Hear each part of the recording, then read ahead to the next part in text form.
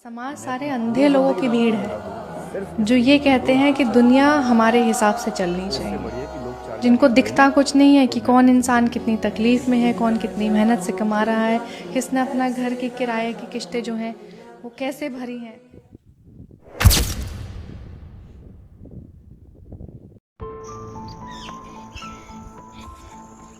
कभी सोचा इस दुनिया की सबसे खतरनाक जेल का नाम क्या होगा? अगर आपके दिमाग में काला पानी आ रहा है तो शायद आप गलत हैं, क्योंकि मेरे हिसाब से इस दुनिया की सबसे खतरनाक जेल का नाम है विचारों की जेल। और उन जेलों में भी अगर मैं सबसे ज्यादा किसी को खतरनाक मानता हूं तो उस जेल का नाम है लोग क्या कहेंगे। अपनी ही सोच के खिलाफ 5 मिनट सुन सकते हैं, तो ये 5 मिनट आप मुझे जरूर दीजिएगा, शायद आप थोड़े अलग ढंग से सोचना शुरू करेंगे। आपको पता है, हम पैदा होते ही जिंदगी जीना शुरू नहीं करते, हम शुरू करते हैं लोगों की उम्मीदों को जीना। जैसे अगर मैं कहूँ कि बचपन में ये मत पहनो, यहाँ मत जाओ, या ऐसा मत करो, ये अंकल क्या बोलेंगे, भी इनका बच्चा खराब है। और जैसे स्कूल में जाते हैं तो अगर 80%, 90%, 95% से अगर हमारे कम नंबर आते हैं तो ये अंकल क्या बोलेंगे, पड़ोस के अंकल क्या बोलेंगे, इतने अच्छे स्कूल में पढ़ता था फिर भी नंबर नहीं आए। और इसके बाद अगर हम कॉलेज में जाते हैं तो हमारी जॉब नहीं लगी तो लोग क्या कहेंगे।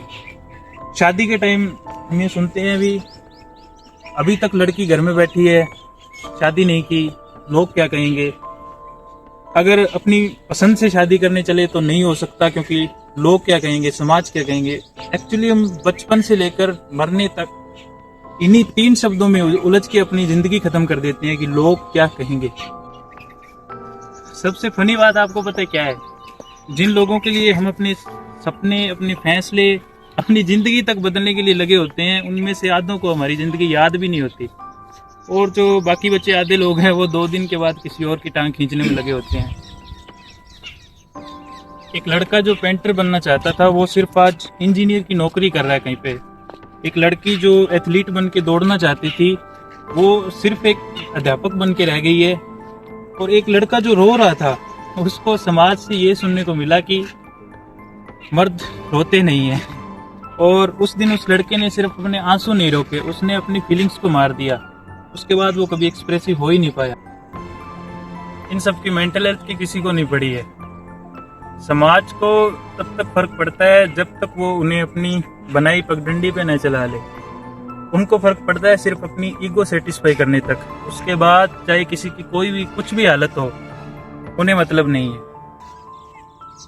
सोशल मीडिया ने शायद इस प्रॉब्लम को बहुत हद तक बढ़ावा दिया है, क्योंकि आज के टाइम में जब भी हम कोई फोटो अपलोड करने जाते हैं तो लोगों की तरफ से अपने मन ही मन में उनका अप्रूवल लेना और किसी बारे में ओपिनियन देने से पहले उसके जवाब में आने वाले कमेंट से डरना, और साथ ही साथ अगर हम किसी विचार से सहमत भी हैं तो उस विचार को हम इसलिए नकार देते हैं क्योंकि लोगों की भीड़ उस तरफ नहीं है, भीड़ दूसरी तरफ है, तो हम भी दूसरी तरफ। प्रॉब्लम शायद ये नहीं है कि लोग हमें जज करते हैं।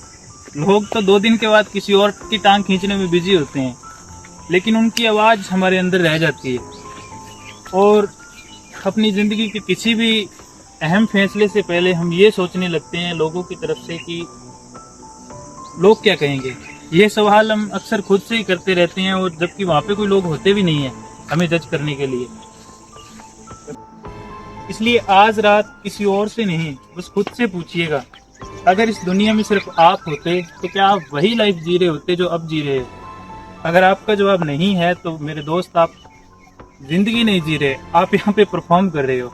और सबसे दुखद बात आपके लिए यही है कि आपकी इस परफॉर्मेंस का कोई ऑडियंस नहीं है, और आप इस भ्रम में जी रहे हो कि हमें लोग क्या कहेंगे, हमें देखने वाले क्या सोचेंगे।